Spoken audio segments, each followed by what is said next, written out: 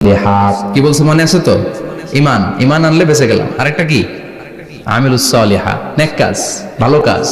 ভালো কাজ শুধু জিকির করার, নামাজ পড়া নাকি? না, আপনি কাউকে পরামর্শ দিলে এটাও ভালো কাজ। ঋণ দিবেন, ঋণ দিলে আপনার মর্যাদা বাড়ায় দিবে কে? অভুক্তকে খাওয়াবেন, বিপদে পড়লে সাহায্যের হাত বাড়িয়ে দিবেন, রাস্তায় দাঁড়িয়ে আছেন একজন পথ চেনে না, পথ দেখিয়ে দিবেন, এটা অনেক সওয়াব। সূরা ফাতিহা একজনরে পড়ায় দেন, ওই লোক সারা জীবন সূরা ফাতিহা যতবার পড়বে তার একটা পার্সেন্টেজ সওয়াব আপনার আমলনামায় দিবে কে? আল্লাহ।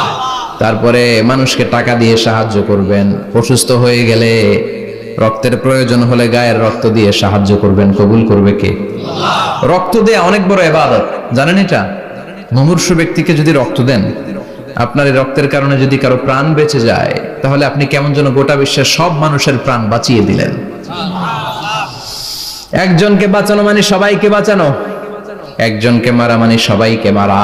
এজন্য বিশ্বনবী বললেন, আল ইনসান বুনিয়ানুম মারসুস, সব মানুষগুলো হলো আল্লাহর পক্ষ থেকে সীসা ঢালাই করা প্রাচীর। একজনকে নষ্ট করা মানে প্রাচীরটাকে ভেঙে দেয়া, ঠিক কি না? তাহলে ঈমান আনতে হবে কার উপর? আর আল্লাহর সন্তুষ্টির জন্য সৎ কর্ম করতে হবে।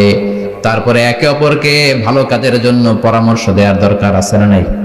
হক আর সবর, আমরা হকের পক্ষে থাকবো, রাজি আছেন তো? আর আমরা সব সময় ধৈর্যশীল থাকবো, রাজি আছেন?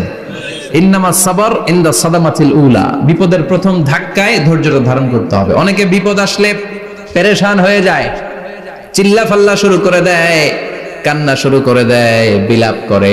বেশিরভাগ মহিলারা এটা করে, ঠিক কিনা?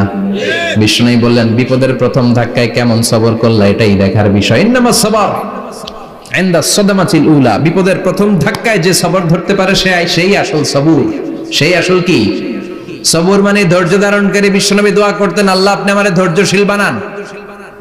আল্লাহুম্মা জাআলনি সাবুরা ওয়াজআলনি শাকুরা, আপনি আমারে ধৈর্যশীল বানান, আপনি আমারে শুকরগুজার বানান।